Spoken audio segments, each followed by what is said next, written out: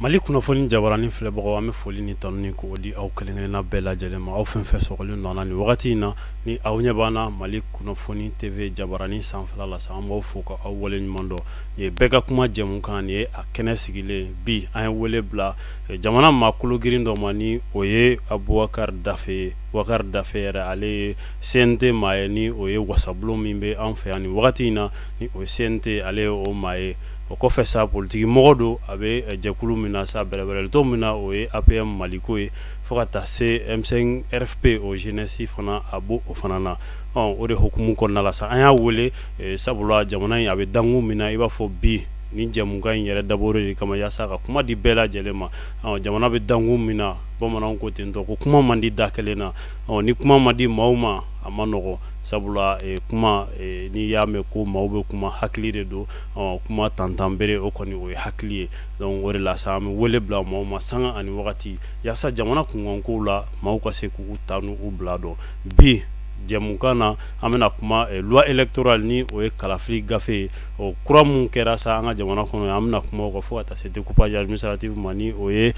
jamana mara cɛbɔli ye o kumaw an bɛna an da don o la Abubakar Dafe ale yɛrɛ a bɛ CNT kɔnɔ loi in a votera a ɲɛna a kuma caman kɛra a ɲɛna a ko caman ɲɛnabɔra a yɛrɛ ɲɛna an bɛna kuma d'a ma mun b'a kunna kan cɛ an n'o fɔ lamɛnbagaw bɛ se ka faamuya k'o sɔrɔ a la cogo min na sabula jamana ko don an bɛ yan jamana jɔ de kama wa jamana in an bɛɛ de dama ka kan la an bɛɛ de kan ka an cɛsiri yaasa jamana in a bɛ se ka bɔ daba fɛ cogo min na kow bɛ se ka ɲɛ cogo min na o la sa Abubakar Dafe i ni sɔgɔma folikan ɲuman b'i bolo ka di lamɛnbagaw ni lajɛbagaw ma ni wagati in na kosɛbɛ kosɛbɛ a diyara an ye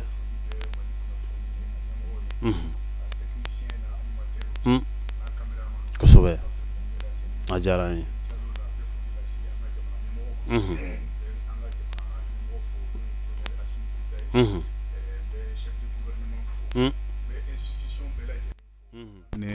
comment dirais-je la n yɛrɛ ka institution na n'o ye CNT alors vraiment n bɛ CNT n bɛ a président honorable Maliki Diaw n ka foli b'a ye n ka foli bɛ Mali institution bɛɛ lajɛlen ni n bɔra yen nɔ n bɛna foli lase n ka parti ɲɛmɔgɔw ma ni n ye n ka parti fo k'a yira u la k'a fɔ effectivement an ka parti APM Maliko n'a bɛ fɔ ko an yɛrɛ kolola an bɛ se an b'an yɛrɛ ye jɛkulu dɔ kɔnɔ n'u b'a fɔ ma ko AR Mali AR Mali o ye Alliance pour la refondation du Mali o hukumu de kɔnɔna na o ye entité min bɛ M5 kɔnɔna na donc hukumu de kɔnɔna na an b'an yɛrɛ sɔrɔ comment dirais-je la M5 kɔnɔ APM Maliko AR Mali M5 RFP donc vraiment n tun bɛ se ka nin de fɔ kuma ɲɛbila la ka foli lase bɛɛ lajɛlen ma précision in nafa ka bon kosɛbɛ kosɛbɛ honorable n'i y'a jateminɛ i b'a ye k'a fɔ i ye jɛkulu fɔ sisan nɔ ko APM Maliko yala maa caman y'a jira k'u fumara aw kunkan ma yala aw kɛlen don ka aw makun de wa ou bien a ko bɛ cogo di APM Maliko a bɛ dabolo jumɛn kan bon n'i ye jateminɛ kɛ mɔgɔ minnu b'u fɔ i b'a sɔrɔ u tɛ événement suit parce que APM Maliko an tɛ fama kuma ma an bɛ point de presse kɛ an bɛ conférence de presse kɛ an bɛ communiqué kɛ ni diɲɛlatigɛ fɛn o fɛn nana min bɛ Mali concerné ni actualité don au niveau national ou au niveau international APM Maliko a b'a ka hakilina fɔ a kan an bɛ déclaration kɛ an bɛ point de presse kɛ an bɛ an hakilinaw sɛbɛn k'a bila ka taa ɲɛmɔgɔw ma voilà jamana joliko kuma cadre de concertation des partis politiques o ye changé ninnu kɔnɔna na administration territoriale bɛ lettre fɛn o fɛn caman an b'a bɛɛ jaabi k'an ka hakilinaw di an yɛrɛ ka hakilinaw caman bɛ yen nɔ u bɛ ta en compte donc c'est pour vous dire que an mankan sumalen tɛ et puis révision des listes électorales la n delila ka kuma fɔ ka tɛmɛ an ye yamaruya di an ka mɔgɔw ma an ka parti bɛ Mali fan bɛɛ fɛ an ka tɔndenw an y'a yir'u la k'a fɔ vraiment bɛɛ ka taa u ka taga révision kɛ u ka taa lajɛ n'o y'a sɔrɔ fili minnu bɛ u ka papier ko la u ka se ka ɲɛnabɔ pour que an bɛ se ka taa élection na cogo min na donc APM Maliko sigilen tɛ an b'a la ka baara kɛ an b'a la ka transition ɲɛmɔgɔw an bɛ k'u dɛmɛ kosɛbɛ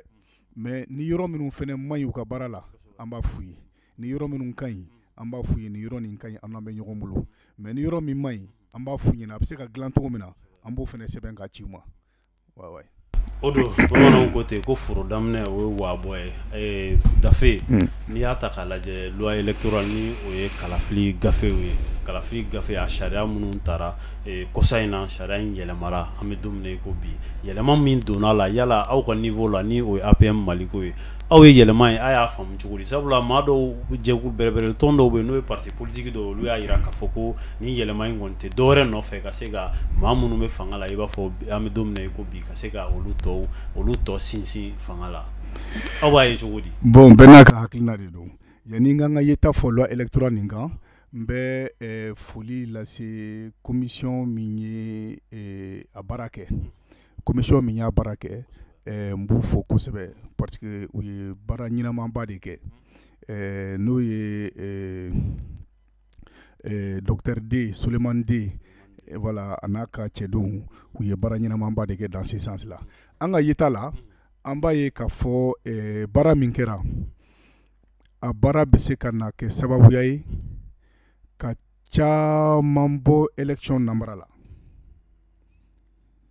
ka camanba de bɔ élection namara la parce que carte d'identité nationale biométrique sécurisée nin n'a instituera ale bɛ se ka kɛ sababu ye a bɛ y'a faamuya ka caman de bɔ namara la parce que i b'a ye mɔgɔ dɔw bɛ yen nɔ u salen don mɔgɔ dɔw bɛ yen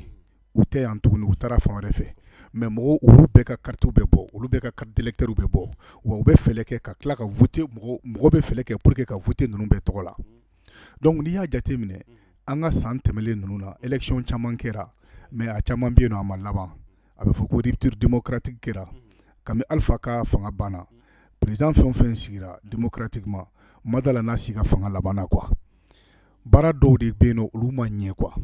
donc tant que o baara ninnu o erreur ninnu ma corriger a bɛ gɛlɛya kosɛbɛ quoi ni y'o erreur ninnu bɛna camanba de ta la parce que i b'a dɔn œuvre humaine fɛnɛ filɛ nin ye adamaden baara a mana kɛ cogo o cogo i b'a sɔrɔ fili dɔw b'a la adamaden baara a mana kɛ cogo o cogo i b'a ye mɔgɔ dɔw b'u ka hakilina fa kan dɔw b'a fɔ k'a ɲɛna dɔw b'a fɔ k'a ma ɲɛ i m'a faamuya bɛɛ sɔnnen tɛ kuranna ma bɛɛ sɔnnen tɛ bibulu ma bɛɛ sɔnnen tɛ ninjila ma donc n'i ko k'i bɛna baara o baara kɛ n'a bɛ na ni yɛlɛma de ye i bɛ mɔgɔ dɔw ye u t'u yɛrɛ y'a kɔnɔ quoi mais i bɛna baara min kɛ n'a dabɔlen bɛ fasojɔ de kama n'a dabɔra ɲɛta de kama n'a dabɔra Mali ni maliyɛnw ka lafiyali de kama kana mɔgɔw ka kuma lamɛn i bɛ continuer d'aller dans ce sens là donc nous au niveau de l'APM nous on pense que vraiment modification min kɛra a modification vraiment an b'an yɛrɛ y'a kɔnɔ quoi voilà modification mun kɛra aw b'aw yɛrɛ y'a kɔnɔ i bɔra k'i da tu carte d'électeur ko mun na sisan n y'a f'i ɲɛna i b'a fɔ bɛrɛbɛrɛli tɔn wɛrɛ maa minnu ni u y'a jira k'a fɔ ko nin kɔni ye waleya ye walasa maa minnu bɛ fanga la an b'a fɔ i bɛ don min na i ko bi olu ka maintenir o ko ni carte biométrique nana sécurisée ni a fɔra k'o bɛ introduire a la tuguni ko fana bɛna na ni temps wɛrɛ de demandeli ye tuguni yala e b'o o temps fana timing ko in ye cogo di sabula an ka jamana fana ye kalekan de ta a ye layidu ta k'a fɔ ko chronogramme kɔni ko bɛ respecté bon i b'a dɔn baara n b'a fɔ ko n bɛ nin baara in kɛ yanni nin wagati in cɛ mais gɛlɛya dɔw bɛ se ka ye baara kɔnɔ ni gɛlɛyaw nana ka na ye baara kɔnɔ ni a yirala k'a fɔ vraiment gɛlɛya minnu yera baara kɔnɔ ni gɛlɛya naturellement de don c'est à dire que gɛlɛya minnu de don ni i yɛrɛ seko t'a la pewu pewu pewu pewu o bɛ faamu quoi mais gɛlɛya minnu bɛ ni e yɛrɛ y'a provoquer walasa ka se ka élection tarder retarder plutôt o de bɛ na ni kuma caman ye ne bolo n'i bɛ fɛ ka fɛn kɛ ka ɲɛ ka na dɔ kɛ ka dɔ to quoi n'i bɛ fɛ ka baara kɛ ka ɲɛ baara kɛ fo ka se a dan na o ye yɔrɔ dɔ ye côté dɔ fɛnɛ na n'i y'a jateminɛ an ka parti la an ka hakilina tun tɛ élection ye sisan an ka parti APM Maliko an ka kunkilenna tɛ élection ye sisan an ka kunkilenna ye min ye o ye réforme de ye an ko ka réforme de kɛ réforme majeure de ka kɛ pour réussir les élections à venir parce que ça ne sert à rien de mettre la charrue avant le bœuf t'a dɔn i b'a fɔ cogo min na aw kana saridaba bila misiw ɲɛ n'i ko k'i b'o baara kɛ a baara tɛ i bɛ san caman k'a baara la dɛ donc anw bolo baaraw de kan ka kɛ fɔlɔ baara min b'a to y'a dɔn ni élection tɛmɛna de gɛlɛyaw bɛ daminɛ les crises post-électorales voilà justement ni élection tɛmɛna i b'a ye gɛlɛyaw bɛ wuli nanbara kɛra an na nin kɛra o bɛ bɔ ni prévu caman ye ala ka hinɛ Sumala Sise la ala ka hinɛ IBK la u bɛɛ bɛ dugu jukɔrɔ bi élection tɛmɛlen ninnu na a kɛra mankanba ye sama-samaliba y'u ni ɲɔgɔn cɛ namara kɛra Sumala Sise bɔra ni prévu ye a bɔra ni prévu ba ye k'a jira k'a fɔ ko vraiment ko namara kɛra ko kɛra cogo min na bɛɛ y'a ye bon ne bolo baara minnu bɛ se ka nani ye pour que k'o erreur ninnu corriger an bɛ se ka temps di u ma quoi an bolo élection kelen kɛra rupture démocratique kɛra élection fila kɛra rupture démocratique kɛra donc an bolo problème tɛ élection ye quoi en fait élection tɛ fɛn dɔ de bɛ nani a ye fɛn min bɛ nana ye ni élection tɛ ɲɛ ou bien fɛn min bɛ nana ye ni élection kɛra ni mɔgɔ bɛ wuli kuma jɛna ye murutili bɛ kɛ ko caman bɛ kɛ ne bolo an kan ka essayer k'olu de dilan an ka réforme dilan la lutte contre la corruption et la délinquance o ka dilan fichier électoral o ka réviser k'o dilan k'o saniya gɛlɛya minnu b'a kɔnɔ piège minnu b'a kɔnɔ nanbarakɛyɔrɔ ni fɛn ninnu bɛ yen nɔ k'olu bɛɛ dilan k'o bɔ yen nɔ élection min n'a filɛ nin n'a bɛ ka fɔ nin n'i y'a jateminɛ élection ni a imposé an kan de u y'a essayé k'an tɛgɛ tɔnɔmɛ embargo ni fɛn ninnu bɛɛ kɛra an ka élection ko in de la i b'a faamuya u bɛ k'an tɛgɛ tɔnɔmɛ a ye élection kɛ an bɛ élection kɛ an de ye wa ou bien an b'a kɛ olu de ye bon ni c'est à dire que dans un pays où jamana binnin don a man kɛnɛ a bɛ nimakara la a bɛ balo a bɛ bɔ a tɛ bɔ mɔgɔ t'a dɔn mais ni ko ma ko ka wuli ko ka boli ka tagama c'est compliqué donc chèque ne bolo c'est à dire que n'i nana kana sɔrɔ jamana man kɛnɛ ninnu bɛ jamana ta tuma min na jamana tun bɛ lahala min na bɛɛ b'a dɔn jamana tun man kɛnɛ a bɛ nimakara la a bɛ fɛ ka sa maintenant o bɛ ka jamana furakɛ o bɛ ka jamana wuli dɔɔni dɔɔni baaraw de bɛ kɛ o baara ninnu kɔnɔna na n'aw nana ka na k'aw bɛna imposer an kan a ye élection kɛ a ye élection kɛ donc pour que k'a yir'u la k'a fɔ an fɛnɛ a volonté bɛ an na a bonne volonté b'an na an bɛ fɛ ka élection kɛ mais an de b'an ka jamana kɔnɔ an de b'an ka jamana gɛlɛyaw dɔn i m'a faamuya donc maintenant an ka priorité gɛlɛya minnu bɛ yen nɔ an k'o gɛlɛya ninnu dilan fɔlɔ parce que n'i ye carte d'identité nationale biométrique sécurisée n'i y'a lajɛ i b'a sɔrɔ jɔyɔrɔ naani c'est à dire que a kelen i b'a sɔrɔ jɔyɔrɔ naani de b'a la a bɛ carte d'identité nationale a b'o jɔyɔrɔ ta a bɛ carte d'électeur a b'o jɔyɔrɔ ta a bɛ nina jɔyɔrɔ ta a bɛ carte consulaire a b'o jɔyɔrɔ ta ale kelen bɛ nin bɛɛ rôle de jouer donc mɔgɔ kelen c'est à dire que mɔgɔ tɛ se ka taa voter mɔgɔ nɔ la i tɛ se ka namara sugu wɛrɛ k'a tigi nɔ la quoi a bɛ se ka kɛ a baaraw daminɛ gɛlɛya dɔɔni b'a kɔnɔ mais solution bɛ sɔrɔ a la a baara ka kɛ n'a baara kɛra sisan bɛɛ b'i yɛrɛ y'a kɔnɔ o n'a baara kɛra sisan bɛɛ b'i yɛrɛ y'a kɔnɔ donc ne bolo vraiment yɛlɛma minnu donna n'i y'a jateminɛ EJ la loi électorale kɔrɔ la yan'a ka modifier ko ni EJ mɔgɔw sigira ko kalo 6 de b'u bolo pour que ka se k'u ka baara daminɛ donc n'a ma modifier a tɛ se ka ɲɛ o EJ sigilen ni sisan cɛ n'a fɔra ko ka kalo 6 d'u ma an tɛna se ka bɛn ni élection ye donc a modifiera ko au lieu k'a ka kɛ kalo 6 ye EJ mana sigi sisan kalo 3 de bɛ d'u ma a cayalenba o ye kalo 3 ye pour que u k'u sigi u ka se k'u ka n'i y'a ye EJ y'a ka baara fɔlɔ kɛ a sigira Bamakɔ a ma se ka sigi yɔrɔ tɔ ni fɛnkɛ ninnu na parce que peut-être an da bɛna don n'o ye découpage yɔrɔ ye an da bɛna don yɔrɔ la parce que u ka équipe kan ka taga nin yɔrɔ ninnu bɛɛ la donc maintenant il faut que loi de ka créer loi de ka modifier k'a fɔ bon vraiment EJ n'u sigira sisan kalo 3 de b'u bolo au lieu de kalo 3 de b'u bolo sisan pour que u ka taa sigi u ka Mali bɛɛ ta u ka yɔrɔ o yɔrɔ kan ka dilan yɔrɔ o yɔrɔ kan ka créer circonscription bɛɛ la u kan ka taa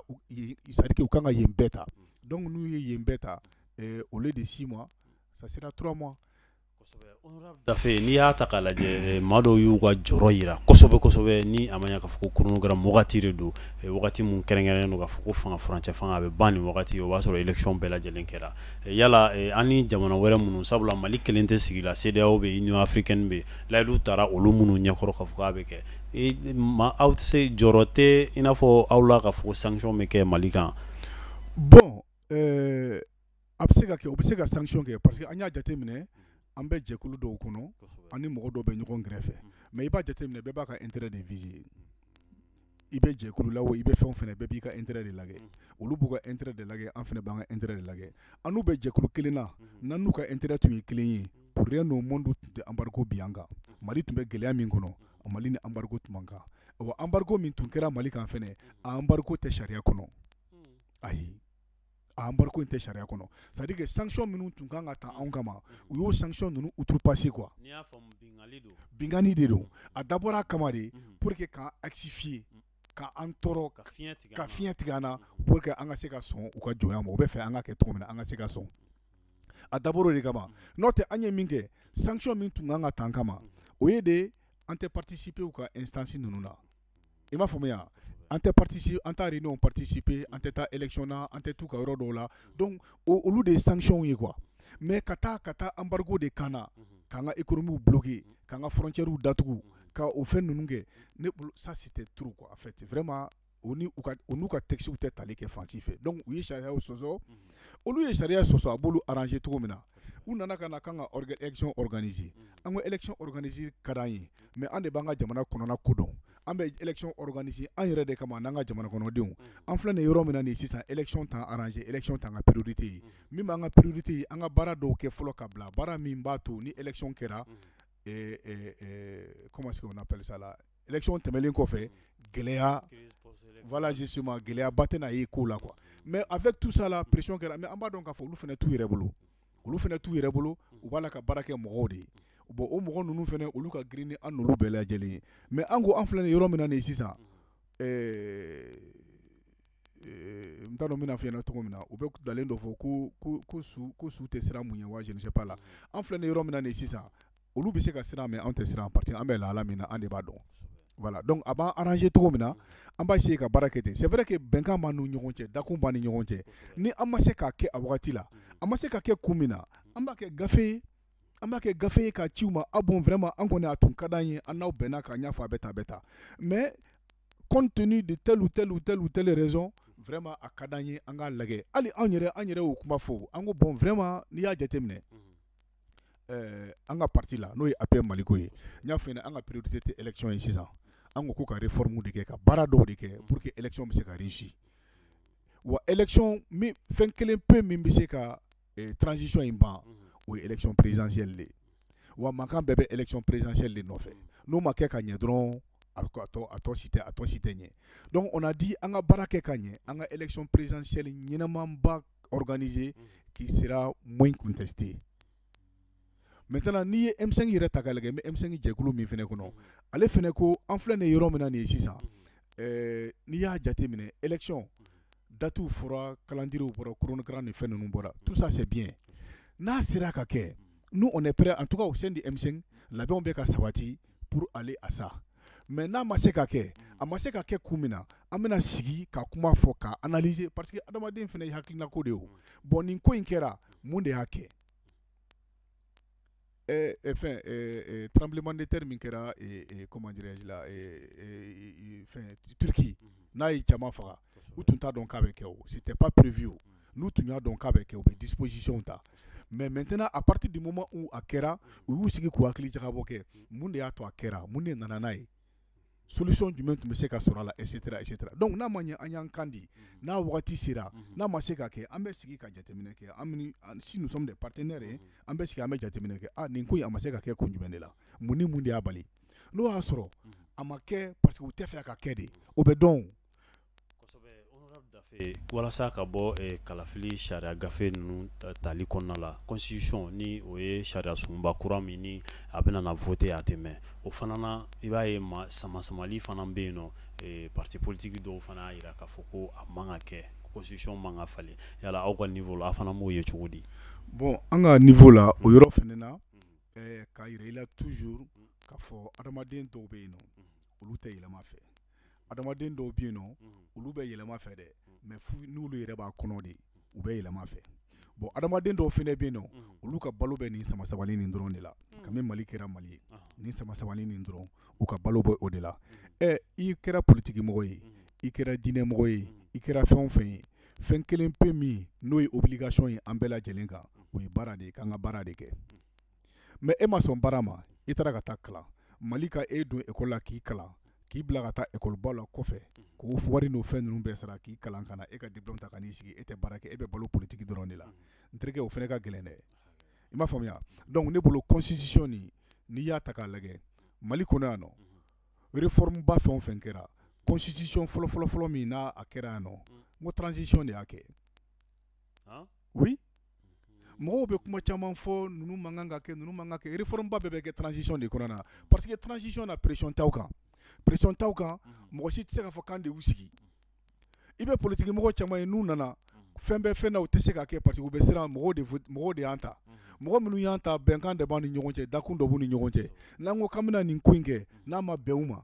kɔlɔlɔ bɛ se ka bɔ a la n'an ko k'an bɛna nin ko in kɛ a tɛna jiw ye u bɛna dimi u bɛna kɛ tan u bɛna kɛ tan e bɛ siran parce que mɔgɔw de ye e ta ninnu filɛ nin yɔrɔ min na ninnu nana cogo min na c'est vrai que mɔgɔ ma voté u ye mais u nana a diyara bɛɛ ye bɛɛ ko k'an b'u kɔ bɛɛ ko an b'aw kɔ donc an b'aw kɔ u bɛna baara kɛ ni bɛɛ ka hakilina de ye i m'a faamuya donc i bɛ réforme ba bɛ ye i bɛ yɛlɛmaba fɛn o fɛn diɲɛ kɔnɔ a fankelen bɛɛ bɛ kɛ transition de kɔnɔna na n'i y'a ye yɔrɔ o yɔrɔ a bɛ kɛ transition de kɔnɔna na Mali dɔrɔn tɛ i bɛ se ka transition de kɔnɔna na i bɛ se ka c'est à dire que transition bɛna ka na baara de kɛ baara minnu ni élu nana u tɛ se ka kɛ aw bɛna ka na baara bɛɛ de kɛ k'a ban c'est à dire que ka foro bɔ ka yɔrɔ défricher ka sira dilan ka rayi d'a kan ka terrain ta k'a sigi a kan ka mɔgɔ ɲini min b'a conduire n'o ye président ye ka sɔrɔ k'a d'a ma a k'a boli ka taa transition ka baara ye o de ye quoi donc ne bolo baara min kɛra constitution kɔnɔna na baara ɲɛnamaba de don n'i ye constitution yɛrɛ lajɛ k'a lajɛ constitution yɛrɛ commission de finalisation a taara cogo min na Mali bɛɛ b'a yɛrɛ a kɔnɔ Mali bɛɛ maa dɔ taara Mali bɛɛ maa dɔ taara ka don a la mais i mana ko kɛ cogo o cogo adamaden n'i ye ko kɛ cogo o cogo mɔgɔ dɔw bɛ wuli minnu b'a contester mɔgɔ minnu bɛ wuli k'u b'a contester an k'u lajɛ kɛ olu ye jɔn ye o mɔgɔ ninnu ye jɔnw ye est ce que olu ma jamana mara ka tɛmɛ wa u ye mun kɛ jamana ye a caman bɛ yen n'o ye jamana mara ka tɛmɛ n tɛna mɔgɔ tɔgɔ fɔ i ye mais e k'u lajɛ kɛ u ka jɛkulu ninnu lajɛ i k'a lajɛ mɔgɔ sugu minnu de don a fankelen bɛɛ ye ministeriya kɛ a fankelen bɛɛ ye jamana mara ka tɛmɛ u ye jɔyɔrɔbaw kɛ mais u ma miiri Mali la o ne tɛna mɔgɔ tɔgɔ fɔ ne tɛna mɔgɔ critiquer mais n bɛ fɛ k'a fɔ dɔrɔn n'i ko k'i bɛ ko gere kura bɔ tɛ taa wɔyɔ kɔ n'i ko k'i bɛ na ni yɛlɛma ye a man di dɔw ye dɔw ta ye dugutigi kɔrɔ tɛ dugu ɲɛlen fɛ dɔw yɛrɛ bɛ yen nɔ olu pour que a ka ɲɛ fo ni an yɛrɛ donn'a kɔnɔ parce que olu ɲɛ b'u yɛrɛ kelen pe de la i bɛ sama sama ni fɛn ninnu bɛɛ yan a bɛɛ ye yɛrɛ ko de ye ne ma don a la n b'a critiquer ne tun b'a la n ma se ka ɲɛ ni ninnu nana n'a ɲɛna n b'a critiquer bon ni jamanajɔ kɛra o ye a tɛ ɲɛ quoi aw minnu bɛ ɲɛfɛ n'aw ye jamana ɲɛmɔgɔ ye aw de bɛ jamana bila fɛn bɛɛ sanfɛ mɔgɔ bɛ kuma min fɔ c'est normal c'est leur droit mais aw ka continuer aw ka kɛ dɔrɔn pour l'intérêt de tous. Kosɛbɛ ka lamɛnbagaw ladɔnniya sa ani lajɛbagaw k'a fɔ ko Boubacar Dafe ni ale ye CNT maa ye ale de b'an bolokɔrɔ bi yaasa ka kuma projet de loi kura mun ni a kɛra kalafi kunkankow la yaasa ka se ka kuma o kan kosɛbɛ ani fana découpage administratif mun ni o fana kɛra Dafe n'i y'a ta k'a lajɛ i bɔra k'i da don sariya kura min taara kalafili ko kunkankow la i bɔra k'i da don o la hakilila maaw ye faamu caman sɔrɔ a la découpage administratif ni o ye mara cɛbɔli ye région créer la cercle créer la olu fana ani élection u bɛ ɲɔgɔn sɔrɔ cogo di u ni kalafili bɛ ɲɔgɔn sɔrɔ dankun jumɛn de la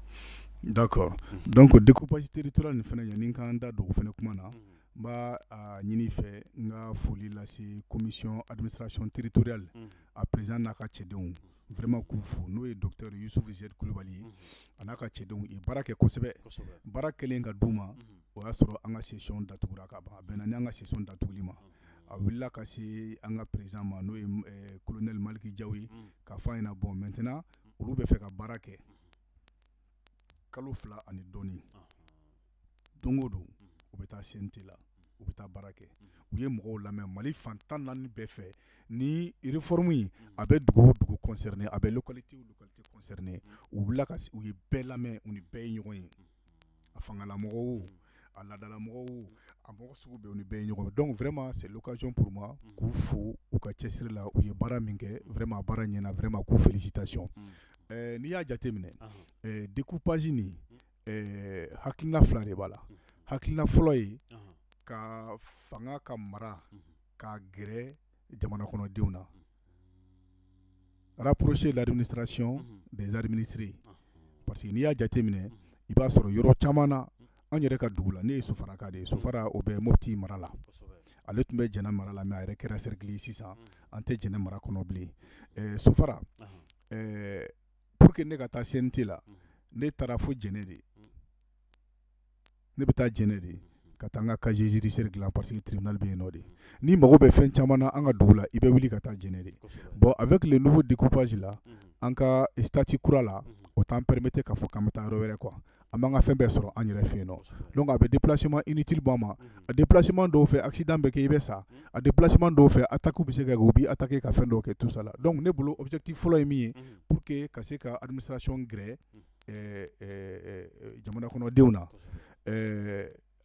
hakilina filanan ye min ye pour que élection ka se ka organiser ka ɲɛ pour que élection ka se ka organiser ka ɲɛ n'i y'a jate minɛ kabini 2012 an ka jamana ɲɛmɔgɔ minnu tun bɛ yen nɔ an bɛ tasi bila kɛ ka taa Amadu Tumani Ture ma Ala ka hinɛ an ka silamɛsuw bɛɛ lajɛlen na ale de tun y'a daminɛ u ye baara kɛ u ye région créer u ye région créer mais a baara ma ban coup d'état kɛra ale la ale taara bon kabini ale taara jamana ɲɛmɔgɔ fɛn o fɛn nana bon n t'a dɔn n tɛ se k'a fɔ gɛlɛya min kɔni donna kɔnɔ u y'a essayer ka kɛ wa u ma essayer ka kɛ wa n t'a dɔn kabini ale kɔni taara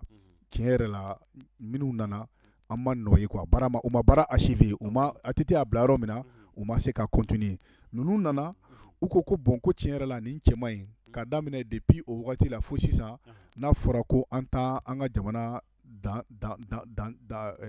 dancɛw dɔn ka bɔ ɲɔgɔn na o cɛ ka jugu quoi région kɔni créera ni région créera le gouverneur de région a kɔni a b'a ka bureau yɛrɛ de dɔrɔn de dɔn mais nin yɔrɔ in de bɛ ne fɛ nin yɔrɔ in bɛ ne ka région fɛ nin yɔrɔ in bɛ ne ka nin cercle in bɛ n fɛ nin cercle in bɛ n fɛ nin yɔrɔ in bɛ n fɛ nin yɔrɔ in bɛ n fɛ mɔgɔ si tun t'a dɔn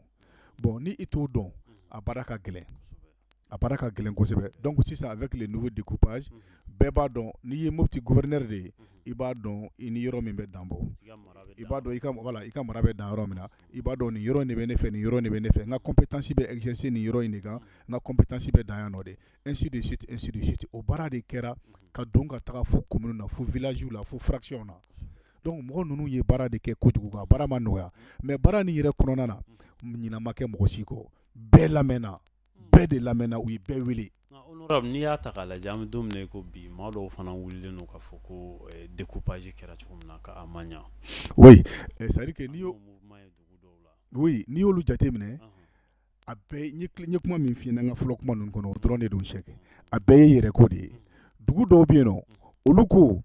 olu tɛ se ka fara dugu wɛrɛ kan parce que normalement dugu wɛrɛ de kan ka fara olu kan olu man kan ka apostrophe quoi olu man kan ka kɛ apostrophe ye parce que olu de ye dugu tu tigɛ an bɛnbagaw de kɛra tan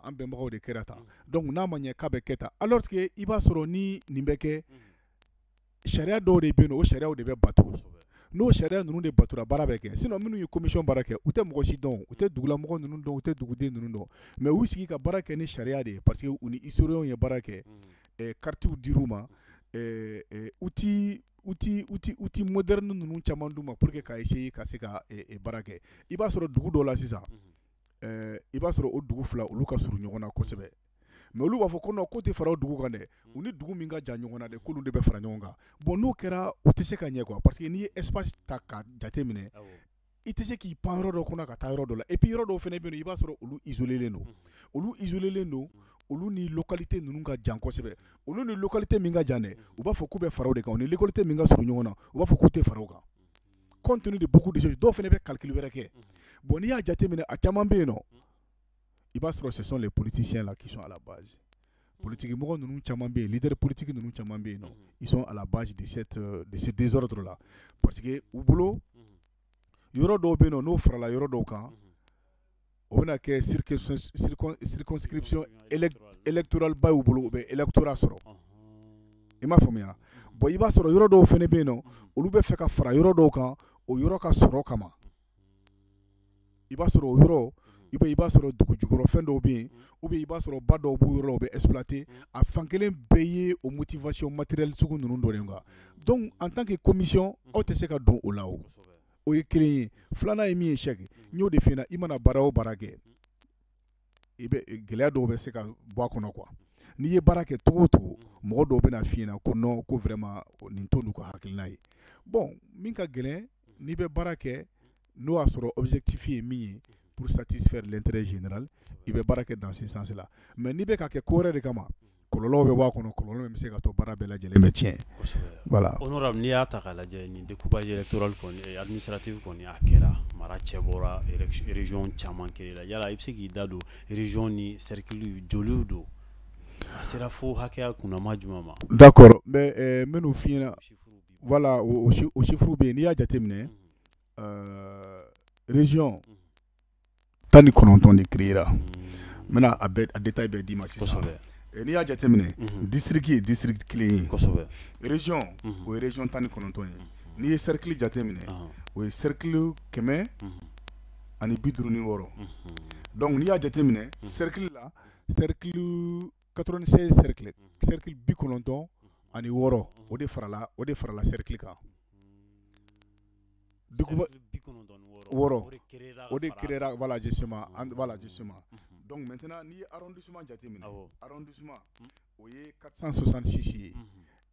arrondissement 466 bon n'i y'a jateminɛ min farala a kan o ye 136 ye 136 o ye 136 ye o de farala o kan arrondissement 100 o de farala kɔrɔlen kan k'a kɛ 466 ye maintenant n'i ye commune lajɛ commune fɛnɛ 819 819 communes o de créera donc n'i y'a jateminɛ min farala a kan o ye 71 communes ye 71 o de farala a kan maintenant n'i ye village lajɛ sisan village quartier fraction 12712 o de bɛna donc ba 12 ani 700 ani 12 o de bɛ yen nɔ o ye village fraction ani quartier. N'i y'a faamu honorable n'i y'a ta k'a lajɛ camanba farala a kan nka honorable kuma tɛ fo a waleya mun kan ka se ka kɛ yaasa ka nin bɛɛ lajɛlen bila sen kan sabula papier kɔni kan o bɛ yen nɔ mais est ce que musaka bɛ jamana bolo e yɛrɛ fɛ musaka mun bɛ se k'a to nin ko ninnu bɛ sigi sen kan an bɛ don min na i ko bi yan. Tiɲɛ yɛrɛ la a tɛ yen an ka tiɲɛ yɛrɛ fɔ a tɛ yen mais n'an jɛra k'an tɛgɛ di ɲɔgɔn ma ka baara kɛ parce que n'i y'a jateminɛ découpage min n'a kɛra a jɛra mɔgɔ min ye o de ka ca ni a ma diya mɔgɔ min ye n'i y'a jateminɛ a ko a t'i n'a fɔ ko État yɛrɛ de y'a ye dɔrɔn ka sin ka wuli i yɛrɛ ma ko i jɔ n ka n bila nin ko in na dɛ mɔgɔw de wulila ka taa laɲini ka taa delili kɛ u yɛrɛ nana ka na ye k'a fɔ pour que élection fɛnɛ ka se ka organiser ka ɲɛ ninnu ka laɲini a faralen filɛ nin ye ɲɔgɔn kan nin ye olu bɛ fɛ a ka kɛ an yɛrɛ bolo pour que a ka se ka kɛ élection ka se ka organiser ka ɲɛ il faut que nin ka kɛ o ye kelen ye filanan n'a fɔra ko san joli an bɛ jamana kɔnɔ yan nɔ an t'an ka dugu limitiw dɔn sɛkiw cɛ ka jugu ni e ɲɛmɔgɔ ɲininka la e ministre des affaires étrangères u k'i wele bɔgɔ jeninen kan ou bien premier ministre i ka taa dɔn k'i ɲininka e yɛrɛ ka jamana cɛbɔli a bɛ cogo di i tɛ se ka fɛn fɔ a la i y'a dɔn vraiment a cɛ ka jugu donc a baara filɛ nin ye quoi voilà a baara filɛ nin ye voilà justement bon musaka ko ta fɛ n y'a f'i ɲɛna cogo min na a kasabi pour le moment a tɛ yen mais n'i ye baara kɛ ka bila i bɛ moyen di i yɛrɛ ma pour que ka se ka wari ɲini i m'a faamuya baaraw bɛ sen na pour que ka se ka moyen ɲini ka kasabi ɲini pour que nin localité minnu créera nin ye vraiment u bɛ se ka baara daminɛ cogo min na min ka gɛlɛn c'est que u y'a statut sɔrɔ a loi votera ka bila donc n'a loi votera ka bila sisan donc a kɛra collectivité ye o a kɛra population ye o a kɛra État yɛrɛ ye o sa o a kɛra baɲumankɛtɔn ye sa o an bɛ se ka wuli ka jɛ k'an tɛgɛ di ɲɔgɔn ma k'a lajɛ vraiment nin kɔni initiative ɲuman don parce que ninnu ka hakilina tɛ u nana sɔrɔ yen n'o y'a sɔrɔ u ka hakilina don mɔgɔ bɛ kuma caman wɛrɛ fɔ mais en réalité ninnu nana baara bilalen sɔrɔ yen nɔ mais baara min don a baara ma laban baara kɛra baara tɔ ka jɛ ye n'olu ma kɛ n ye kuma dɔ f'i ɲɛna transition kɔnɔna na de i bɛ na ni yɛlɛmaba ninnu bɛ i bɛ se ka baaraba ninnu caman baara kolo gɛlɛnba ninnu bɛɛ mɔgɔw bɛ siran ka baara minnu kɛ mɔgɔw bɛ dɛsɛ ka min kɛ transition de b'a kɛ ni transition ma nin baara in kɛ ni élection kɛra ni président wɛrɛ sigira a baara kɛli bɛ gɛlɛya. A bɛ gɛlɛya honorable n ye musaka ko ta mun fɔ maa caman kɔni fana y'a jira hali kalafili yɛrɛ mun ni a dɔgɔdalen kun don k'a fɔ ko a musaka tɛ k'a kɔni kuma bɔ k'a fɔ yala e bɛ se ka mun jaabi sɔrɔ o la. bon a bɛ se ka kɛ ne ta o a musaka ko élection kalafili musaka ko franchement ne ta kalama mais a bɛ se ka kɛ hali o yɛrɛ a musaka ko ka gɛlɛn donc o bɛɛ ye o de la n k'i ma n ko n'a fɔra ko élection bɛ kɛ nin wagati in na n'a ma se ka kɛ an bɛna sigi k'an hakili jagabɔ mun de la a ma kɛ donc c'est là où i ka kuma bɛ na n'o y'a sɔrɔ musaka ko de don o bɛ fɔ mɔgɔw ye vraiment élection an tun ko k'an b'a kɛ an b'a fɔ tɔn min na k'an b'a kɛ an tun hakili bɛ nin na an tun hakili bɛ nin na mais an filɛ nin yɔrɔ min na nin ye a musaka ko la laɲiniw ma se ka sabati o bɛ se ka kɛ argument dɔ ye donc n'o kɔni fɔra mɔgɔ o mɔgɔ ye bi bi in na bɛɛ ɲɛ b'a la bɛɛ ɲɛ b'o la o tɛ kɔnɔdimi ye o ye ɲɛdimi de ye Voilà, justement. Honorable, actualité oblige. Il va falloir nanzara wa fo chugumna. Ame domna iko bi. CEDEAO koni ye nganiata ka foko umna force anti-putschike. Anti-putsch sigi senga. Nga uya ira ka foko mo 650 milliards de la. Yasa kasega kele bolo sigi senga marfa fanga jaso bege yoro muna dugu muna yasa kase kulu kumbe. Yala andu fana me transition no kono. Donc yala hakilina jumembe la CEDEAO kani hakilina infanana. Bon, ne bolo Cheikh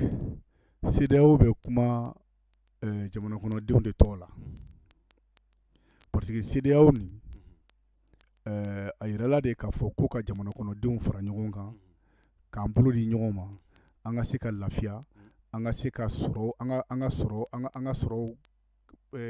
sɔrɔ ka kɛ kelen ye sɔrɔ kow ka se ka nɔgɔya an ka se ka voilà ka yakubaya an ka se ka déplacer n'i bɛ fɛ ka taa yɔrɔ min na i bɛ déplacer ka taga n'i bɛ fɛ ka taa baara kɛ yɔrɔ min na c'est à dire que ne bɛ se ka taa baara kɛ ninnu ka dugu la ninnu ka dugula mɔgɔw bɛ se ka na baara kɛ ne ka dugu la ne bɛ se ka taa marché ɲini fɛ ne bɛ se ka taa cours di fɛ ninnu bɛ se ka na a dabɔra de pour que a lafiya ka se ka na mais an y'a ye k'a fɔ jamana ɲɛmɔgɔ ninnu hakilina wɛrɛ b'u la hakilina min n'u ni jamanadenw ka hakilina tɛ kelen ye u bɛ décision de ta tuma bɛɛ décision minnu tɛ jamana kɔnɔdenw ka hakilina ye mais exemple kelen pe d'i ma embargo kɛlen Mali kan n'i y'a jateminɛ CEDEAO la jamana camanba de jamana kɔnɔdenw wulila k'u ma jɛn n'a ye k'u ka ɲɛmɔgɔ ye décision min ta k'u ma jɛn n'a ye ko n'u bɛ ka kuma olu de tɔgɔ la olu ma jɛn n'a ye donc u b'o décision ɲɔgɔn caman ta olu bɛ marifa olu bɛ force anti-putsch ɲini k'a sigi ka mɔgɔw kɛlɛ mɔgɔ minnu bɛ fanga ta diyagoya la est-ce que mɔgɔ minnu bɛ k'o kuma fɔ a caman bɛ yen nɔ est-ce que olu yɛrɛ tɛ putschistes ye wa oui parce que caman ye troisième mandat ko la o bon n'a fɔra ko sariya ko dɔw b'u ka troisième mandat la bon y'a ye c'est à dire que tiɲɛ t'a kuma na quoi a bɛɛ dabɔ kun ye de k'u yɛrɛ de lafasa u président damadamani min bɛ sanfɛ u bɛ nin fɛn ninnu fɔ ka essayer ka nin fɛn ninnu kɛ pour que k'u yɛrɛ de lafasa mais rêve de don quoi o 650 milliards jɔn bɛna d'u ma o bɛna bɔ min bɛɛ jɔnni mɔgɔ si tɛna fosi bɔ nin ko in na c'est à dire que ninnu ye bagabagali ko de ye kumaw de don u b'a fɔ u yɛrɛ dama ni ɲɔgɔn cɛ c'est pour que k'u yɛrɛ makaran quoi u bɛ nin bɛɛ kɛ pour que k'u yɛrɛ de makaran ne bolo aw mago tɛ se nin bɛɛ la n'aw ye baara kɛ ka ɲɛ n'aw ye baara kɛ ni hakilina ye ka baara kɛ ni jamana kɔnɔdenw ka hakilina ye an tɛ se k'an yɛrɛ sɔrɔ coup d'état la o i m'a faamuya voilà comment dirais-je au Nigeria tout près là élection ma organisé tiɲɛ m'a ka élection gagné bon fan filɛ nin yɔrɔ min na bibi na ne ko ne ma mankan mɛn fɔlɔ k'a fɔ ko mɔgɔw bɔra ka contester k'a ka élection ma ɲɛ a donna ta bɔra ta ne m'o mɛn fɔlɔ quoi bon e b'a mɛn yɔrɔ jumɛn de k'a fɔ ko élection bɛ organisé olu fɛn o fɛn bɛ ka nin kuma nin fɔ u ka yɔrɔ la i b'a mɛn yɔrɔ jumɛn ko élection bɛ kɛ k'a tɛ contester ou bien ko élection yɛrɛ tɛ kɛ u bɛ taa troisième mandat ni fɛn ninnu de la donc ça veut dire que nin ko in a jɛlen tɛ quoi nin ko in jɛlen tɛ nin ko in bɛɛ laɲini dɔ de b'a la c'est pour que u b'a dɔn u tɛ ɲuman na ye u b'a dɔn u tɛ ɲuman na ye nɔ bon maintenant ni dun tɛ ɲuman kɛ coup d'état bɛ k'i la non ni tɛ ɲuman kɛ coup d'état bɛ k'i la parce que coup d'état bɛ daminɛ cogo di coup d'état bɛ daminɛ ni jamana kɔnɔdenw yɛrɛ de ka fujuni u ka fujuni u bɛ dimi u bɛ n t'a dɔn mina fana u bɛ dimi fu t'a dɔn u b'u ka dimi da yɔrɔ min na u bɛ bɔ ka yɔrɔ bɛɛ kɛ mankan ye i b'a sɔrɔ waleya dɔw bɛ kɛ waleya minnu tɛ ka bɛn o ma waleya dɔw bɛ kɛ i b'a sɔrɔ waleya min aw ma bɛn o la ne nana ka n'o kɛ jamana kɔnɔdenw bɛ wuli ka bɔ ni jamana kɔnɔdenw wulila u tɛ hinɛ u tɛ makari u bɛ marifatigiw ta k'a bila jamana kɔnɔdenw u bɛ taa gazi fili mɔgɔw u bɛ mɔgɔw tirer ni armée ma jɛn ni o ye o wagati de armée bɛ intervenir k'u minɛ ka sɔrɔ ka baara kɛ donc n'i tɛ ɲuman na yen nɔ donc i bɛ force créer pour que k'i yɛrɛ protéger n'i bɛ ɲuman kɛ i ka sira t'o la e bɛna i b'i ka baara de kɛ jamana ka taa ɲɛ jamana kɔnɔdenw ka taa ɲɛ e bɛ mun fɔ force anti-putsch ye c'est que u bɛ ko wɛrɛ de la yen nɔ Jamukan sera a kuncɛyɔrɔ la honorable nka Mali ni Faransi cɛ fana o gɛlɛyalen don bi fo ka taa fɔ a to ten sabula Mali kɔni ye waleya caman kɛ k'a daminɛ u ka wolomasiri tabagaw gɛnni na fo ka taa se ambassadɛriw ma ka taa se fɛn wɛrɛw ma nka an bɛ don min na i ko bi kangari kɔni dara fana diɲɛ seleke naani tɔnba n'o ye Nations Unies o bunakun kan k'a fɔ ko Faransi ka na a da don Mali kunkanko la yala o fana ko i b'o ye cogo di bon ne bolo kɛcogo ka ɲi oui si nous sommes un état souverain un état indépendant an ka ɲɛmɔgɔ ye baara kɛ cogo min na a ka ɲi kosɛbɛ c'est à dire que baara dɔw de kɛra minnu ma ɲɛ ko dɔw de kɛra minnu ma bɛn donc fɔlɔ la ɲɛmɔgɔ minnu tun b'an bolo bon n t'a dɔn kɔni gɛlɛya min tun bɛ yen n t'a dɔn dili min tun b'u ni faransi ni ɲɔgɔn cɛ bon sisan an ka ɲɛmɔgɔ minnu nana olu ko Mali d'abord le Mali d'abord donc olu b'a la k'o baara de kɛ faransi b'a la ka fɛn o fɛn kɛ faransi b'a la ka baara kɛ faransi de ye faransi ka 5000 hommes maa 5000 k'u ta ka n'u bila an ka dugukolo kan k'u ka jadisiw kɛlɛ u t'o k'an ye Ala kama dɛ u t'o k'an ye k'an ka ko ka d'u ye dɛ abada jamais u b'a k'u ka intérêt de kama bon n'a ma ɲɛ k'aw nana an ka dugukolo kan 5000 hommes aw kelen dun ma na n'aw ka partenaires de nana u ka nafa de b'a la u bɛna n'o tɛ u bɛna kɛ kun jumɛn de kama faransi ma comment dirais-je la na an coloniser yan nɔ depuis san joli ka n'an minɛ k'an jagoya k'an kɛ jɔn ye k'an k'u sago ye mais bi ni o faransi de nana ko k'ale bɛna an dɛmɛ k'u ka kɛlɛ kɛ i b'a dɔn ko ce n'est pas parce que kan ko ka d'u ye de ou bien ko fɛn wɛrɛ de don u b'a k'u ka nafa de kama nafa dɔw de b'u bolo Mali kɔnɔ yan nɔ u y'a essayer ka na ni parce que d'abord faransi ye MLA de dilan fɔlɔ ka MLA kɛ wulujugu ye k'a bila an na ka MLA de dɛmɛ duguma Maliden sisan ko tiɲɛni bɛ kɛ ni Malidenw de ye o tiɲɛni bɛ kɛ ni o de ye o de la an ka hymne kɔnɔ a bɛ fɔ si l'ennemi découvre son front au-dedans ou dehors debout sur les remparts an ka mɔgɔ ninnu ma kuma u kun fɛ quoi juguya bɛ daminɛ duguma hali n'i y'a ye colonisation in sera ka kɛ u sera k'a minɛ juguw de tun bɛ an yɛrɛ damaw de ye ɲɔgɔn janfa o an ye ɲɔgɔn bila de u ye kunnafoniw de sɔrɔ mɔgɔ dɔw de n'u ye baara kɛ ɲɔgɔn fɛ ka an ka mɔgɔw kan ka minɛ cogo min na an ka kow bɛ se ka tiɲɛ cogo min na an ka fɛlɛw bɛ se ka tiɲɛ cogo min na pour que ka se k'a minɛ i m'a faamuya donc en réalité an ka jamana bɛ situation min kɔnɔ u ye décision min ta ne bolo a taabolo ka ɲi parce que ni mɔgɔ bɛ jɛ la le partenariat doit être gagnant gagnant an bɛ jɛ la ne bɛ nin kɛ e bɛ nin kɛ ne bɛ nin kɛ n ka jamana ka intérêt kama e fana bɛ nin kɛ i ka jamana ka intérêt kama mais ni e ni ne jɛra ko o ko la e ka jamana ka intérêt ni kɛmɛ sirada de don i b'a sɔrɔ e ka jamana ka intérêt bɛ 80 ni ko ɲɔgɔn ta i b'a sɔrɔ ne bɛ dɔɔnin dɔrɔn de ta hali o dɔɔnin yɛrɛ a bɛɛ tɛ to n bolo aw bɛ tila k'o fana utiliser cogoya dɔ la donc n'o kɛra ni mɔgɔ min ko k'i b'i faso fɛ ni mɔgɔ min ko k'i b'i ka jamana fɛ i tɛ se ka jɛn n'a ye cogo si la et puis ninnu nana kun jumɛn de kama ko ka terrorisme de kɛlɛ aw bɛ yan nɔ san joli faransi 5000 hommes faransi ka alliés tun bɛ yan nɔ Allemagne tun bɛ yan Chine tun bɛ yan mɔgɔ wɛrɛw tun bɛ yan aw bɛ se ka na cogo di k'aw bɛ na terrorisme kɛlɛ terrorisme minnu de don appareils sophistiques b'u bolo mɔgɔ ninnu bɛ mouvement kɛ cogo o cogo u sigilen bɛ yɔrɔ o yɔrɔ u b'a bɛɛ ye n ko faransi yɛrɛ de b'u occuper ayi kana siga o kuma na Sarkozy nana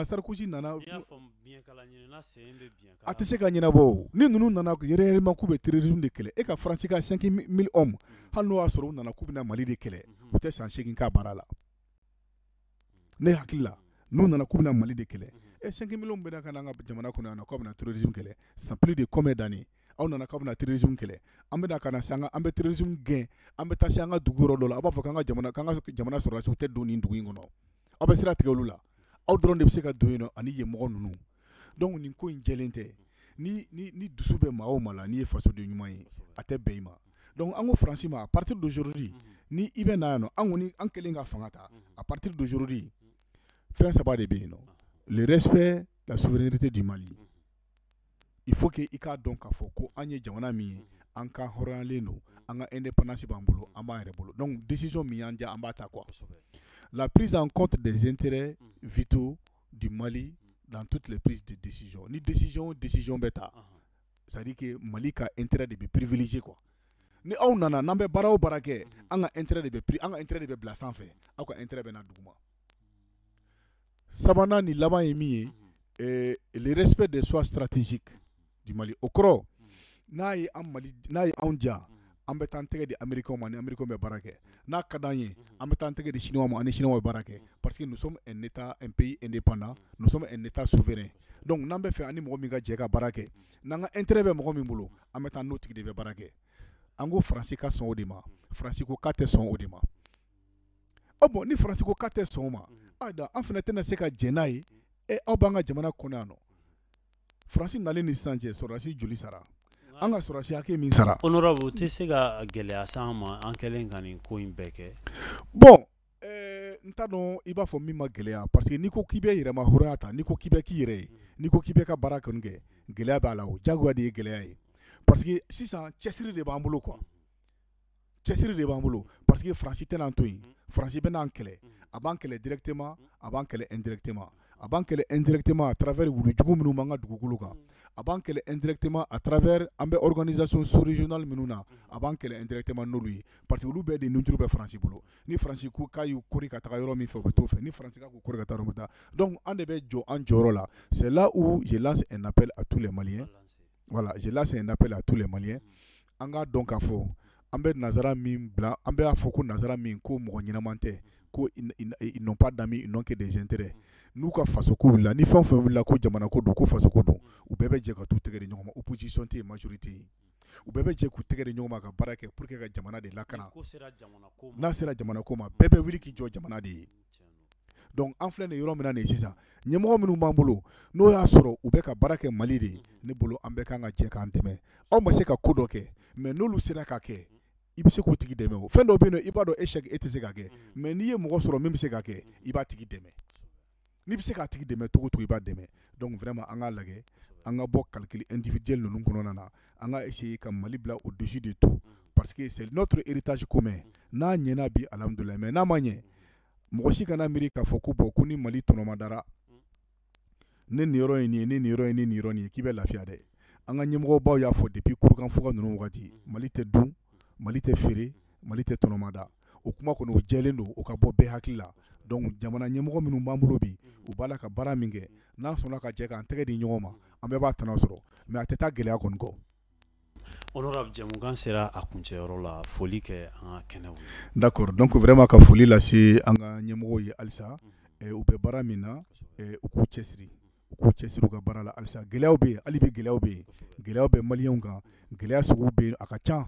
mais je suis sûr que u b'a dɔn k'a fɔ ko a gɛlɛyaw bɛ yen nɔ u b'a la ka baara kɛ dans ce sens là fɛnɛ sunkalo setɔ la fɛnɛ i b'a dɔn sunkalo o sunkalo n'a bɛ se ninnu ka fanga don ninnu ka fanga tɛ sunkalo o sunkalo n'a sera i b'a ye k'a fɔ gɛlɛya de bɛ taga silamɛw sɛgɛrɛ o kɛra yan nɔ kabini Musa Tarawele tile la ni sunkalo surunyana dɔrɔn o wagati de a bɛ sunkalo an ka jagokɛla ninnu ye jɔn ye a bɛɛ ye silamɛw de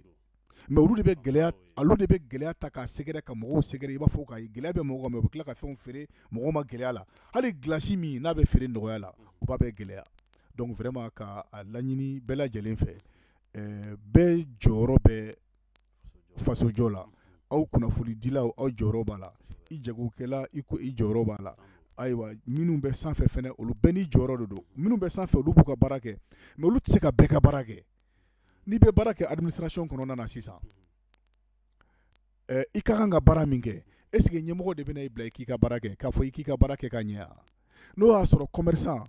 exonération dira ma k'a ka donni minɛ ye k'a feere mɔgɔw ma nɔgɔya la mais a donna ni minɛ ye a bɛ ka kalabanciya kɛ o de kɛ k'a feere mɔgɔw ma nɔgɔya la a bɛ k'a feere gɛlɛya la e ka baara y'o contrôler e ka baara y'o minɛni n'o ɲagaɲini n'o fɛn ninnu ni e t'o kɛ e yɛrɛ n'o bɛ jɛ ka collaborer pour que ka dɔ minɛ ka bila i kun k'a baara kɛ est ce que président bɛ se ka fɛn k'o la président tɛ se ka fɛn k'o la donc k'a laɲini bɛɛ lajɛlen fɛ vraiment bɛɛ ka jɔ i jɔyɔrɔ la bɛɛ kɛ miiri Mali la et pour que maliyɛnw bɛ se ka lafiya cogo min na ni ka bɔ kuma kɔnɔ n bɛ foli kɛrɛnkɛrɛn lase vraiment an ka parti cɛba dɔ ma n'o ye Modibo Kajoge ye Modibo Kajoge silamɛ don hɔrɔn don jamana kanu b'a la kosɛbɛ a bɛ jamana in fɛ ka se degré min ma ala kelen pe de b'a dɔn ale ye APM Maliko c'est à dire que n'i ye APM Maliko jateminɛ i b'a sɔrɔ fɛn dɔ bɛ an bolo ko directoire o ye jɛkulu mankanni dɔ ye o bɛ sanfɛ o bɛ i n'a fɔ o de ye parti président ye directoire mɔgɔ 4 de b'a kɔnɔ professeur Akori professeur Musa Dunbiya Yaya Haidara ani Kajoge olu de bɛ directoire kɔnɔ donc directoire de bɛ i n'a fɔ parti président mais Kajoge de ye directoire président ye i m'a faamuya voilà justement donc vraiment n bɛ profiter ka foli kɛrɛnkɛrɛnnen lase a ma a bɛ ka baara min kɛ jamana ye ala kelen pe de b'a dɔn voilà. An bɛ yɛrɛ fo kosɛbɛ honorable Abubakari Dafe ale de tun b'an bolokɔrɔ ni ale ye CNT maa ye yaasa ka se k'a da don loi électorale ko min ni a bɛ an kun an bɛ don min na i ko bi fo ka taa se découpage administratif ma an b'i fo kosɛbɛ ka sɔn ka se an ka kɛnɛ kan an bɛ foli d'i ma dan tɛ foli mun na ka lamɛnbaga ni lajɛbaga bɛɛ lajɛlen fo nin wagati in na fɛn fɛn sɔgɔlen don Mali kunnafoni TV la k'an ka ɲɛmaayaso fo k'an ka techniciens ni caméraman ka bɛɛ lajɛlen fo nin wagati in na an b'a fɔ aw k'an bɛn sibiri wɛrɛ bɛɛ ka kuma o kɛnɛ kan hakɛto b'a kan wasalamu